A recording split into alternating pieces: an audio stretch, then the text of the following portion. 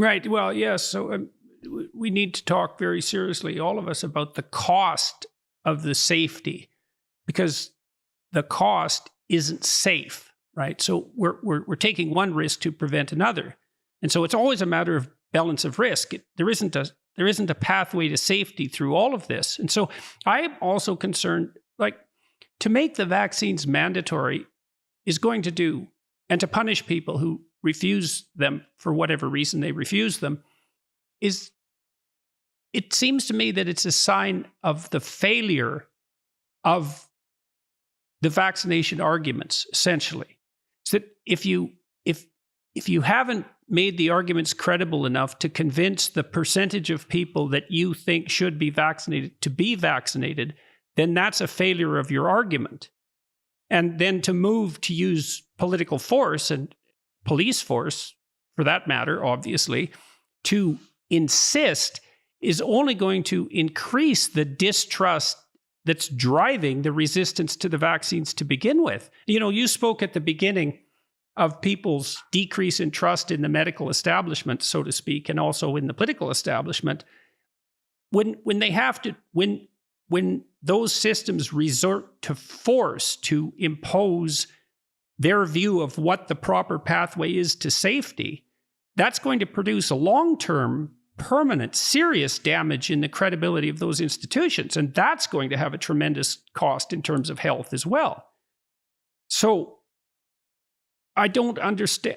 So, and then I've been trying to think through a solution. So in Canada, we have a fairly high percentage of people that have been dually vaccinated.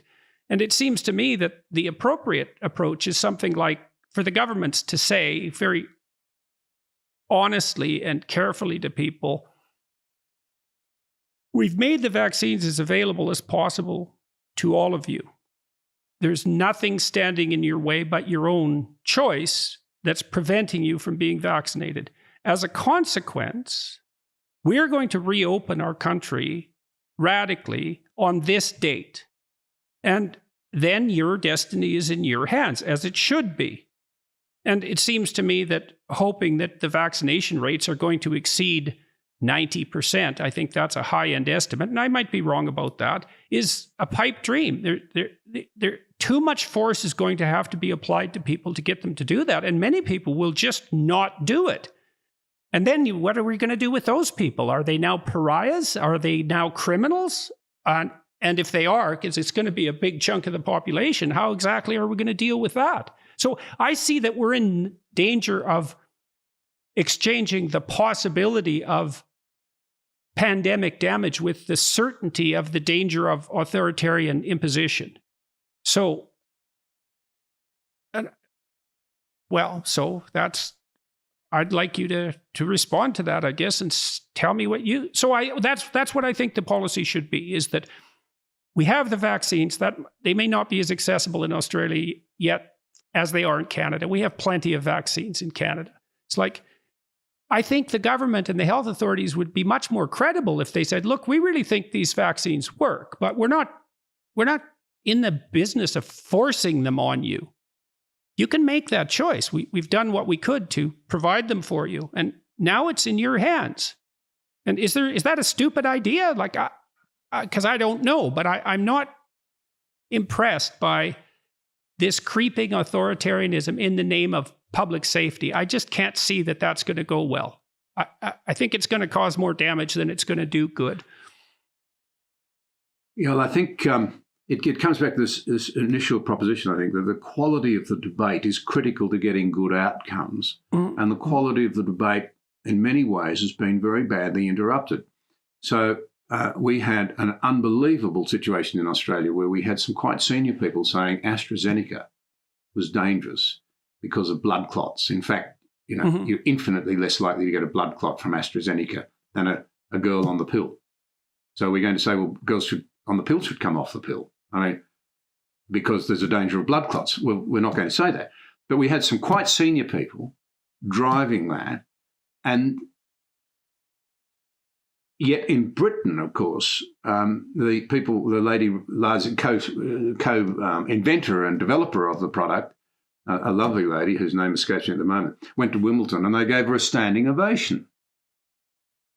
And people were saying, well, if she came to Australia, we'd probably send her to our equivalent of Siberia. The different responses are extraordinary. Who's right?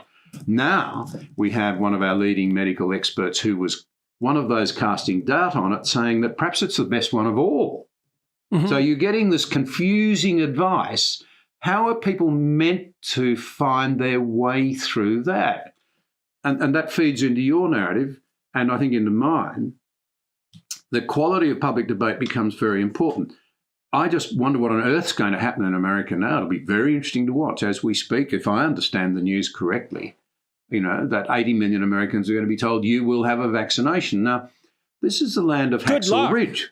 Good luck with that. That'll be another war on drugs. Like that's not implementable, as far as I can tell. And in the U.S. in particular, I mean, the people there who are anti-COVID vaccination, they're not doing this trivially. Like, they're committed to it. And the Americans can get committed to something like no one else. And so this isn't going to produce a minor backlash. And it feeds into these conspiracy narratives that are starting to undermine our society as well. It's, you know, that the government is fundamentally untrustworthy, and so are the health organizations. And so anybody who's vaguely conspiratorial in their outlook, that's just going to be like given a massive boost by this sort of political move. That's how it looks to me. And then you go back to the social contract that I talked about earlier, that in a democracy we agree to surrender some of our freedoms in the broader common good, and that we then, in proportional, in sort of ways that are proportional, agree to limit them in emergencies, and we're often willing to do that because we will, if we're frightened, we will flee for security over freedom.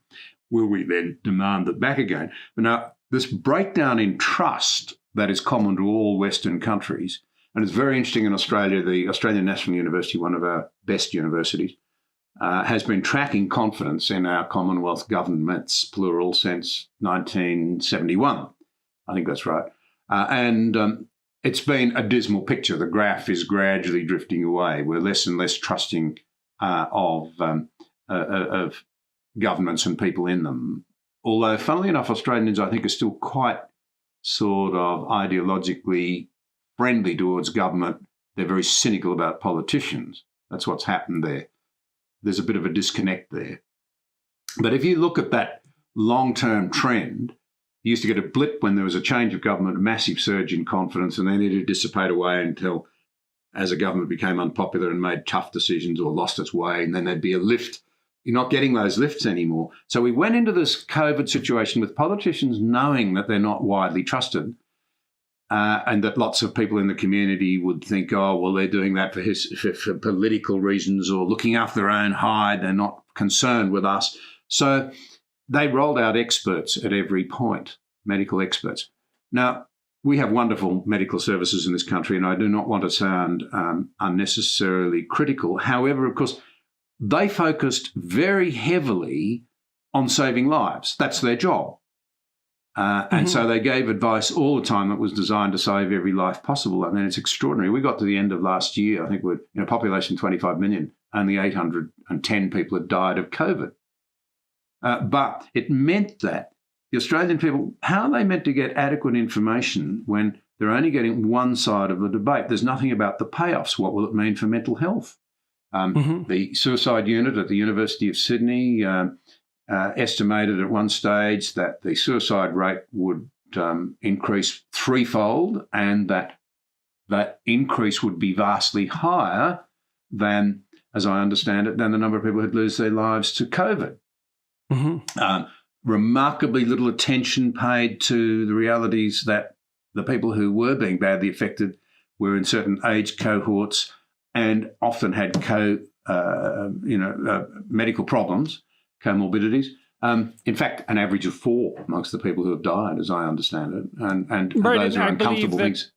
That very frequently, and I may be wrong about this, I'm about perhaps as ignorant as the average person in this domain, and that might be just right for this conversation in some sense. But I also, with regards to the death statistics, is it the case that no matter what the pre-existing condition was, if the person was positive for COVID and they died, the death is attributed to COVID. And that makes the basic statistics upon which all these decisions are being made, well, questionable. I'm not saying that it's wrong, but it's certainly questionable. Can we trust the death rate statistics? Do we actually know how dangerous this illness is? Now, people look at such markers as excess mortality over a given time period, and that seems to me to be more reliable. But it's not unreasonable to ask these questions, and that's partly your point about the necessity of debate, and that opens up a broader issue too. About how those sorts of debates should be conducted, and I can't help but think that it's going to become incumbent upon our political leaders to use the kind of platform that you and I are using right now and actually talk to people. Yeah. That's never really been possible, right? Yeah, I think that's important, because part of what's happened, I don't want to sound overly critical of our health officers and what have you, many of whom I have a high regard for, some of whom I think have bought into the sensationalism, but keeping in mind that their job is to present the medical side. But then a magnificent health service of the sort that we enjoy in Australia, people are cynical about it, but by international standards, it's pretty darn good. It costs a lot of money. What are we going to do if we can't afford those intensive care beds in the future? That depends on a prosperous society. Our children are going to inherit a vastly larger debt. They will not be as prosperous.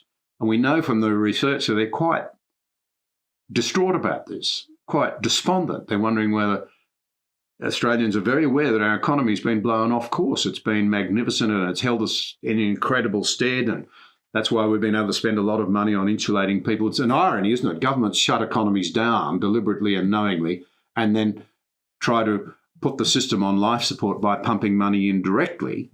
And Australia's been able to do a great deal of that because of its economic strength in the past. But we're dissipating it away at a very time when we face other huge challenges.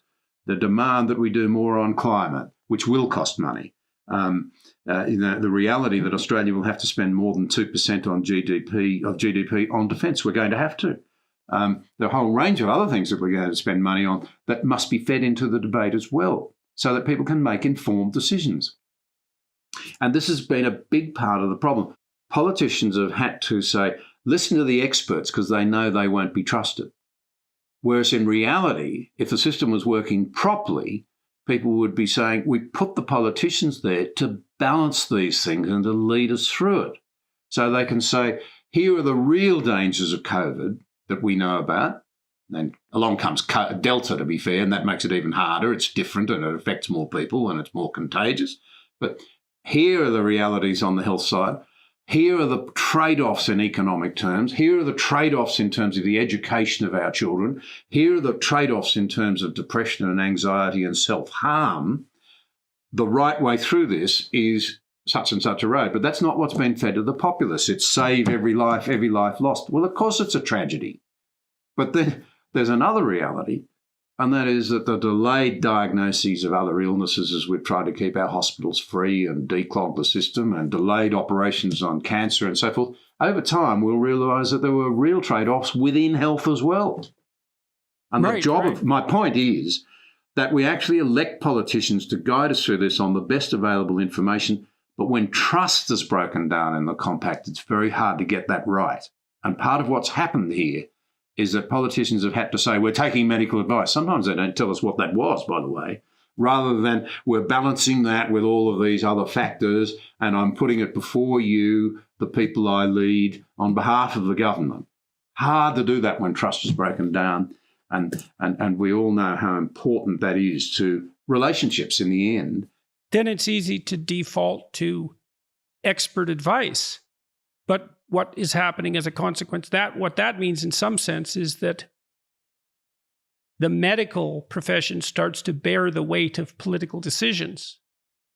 And yes. To the degree that people are skeptical about political decisions, then they're going to start to become skeptical about the experts. So the politicians are, by relying on experts, they're avoiding their responsibility. They're shunting the risk off on people who have enough on their plates, as far as I'm concerned. And then we have the breakdown of trust in the medical system, which I really believe is going to be tremendously exacerbated by mandatory vaccines.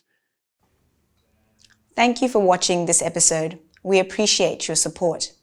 If you value vital conversations like this one, be sure to subscribe to the channel there and also click the notification bell to stay up to date with new releases.